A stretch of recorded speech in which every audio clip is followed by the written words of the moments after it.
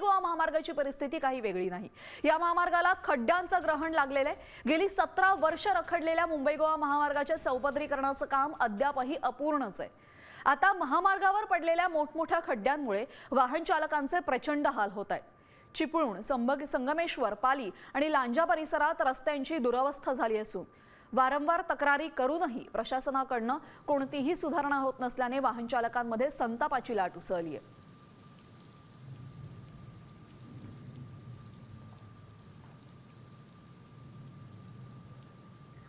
मुंबई गोवा महामार्गाची ही विहंगम दृश्य तुम्हाला बघायला मिळतात। यामध्ये हे खड्ड्यांचं साम्राज्य आपल्याला बघायला मिळते। गेली 17 वर्ष मुंबई गोवा महामार्ग रखडलेला आहे।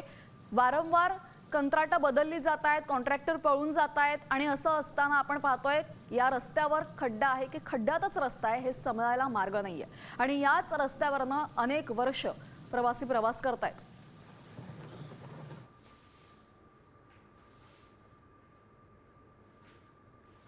मुंबई गोवा महामार्गावरची ही भीषण परिस्थिती हिला नेमकी बदलणार कोणतं सरकार असा एक मोठा आणि गंभीर प्रश्न या निमित्तानं उभा राहिलेला आहे। लक्ष्मण पाटील गेली बरेच वर्ष मुंबई गोवा राष्ट्रीय महामार्गावर सातत्याने कार्य करत असतो। 29 दिवस 490 किलोमीटर पायी रस्ता सत्याग्रह करत देखील संबंधित यंत्रणेला त्रुटी व उपाययोजना आपण अहवाल सादर केला।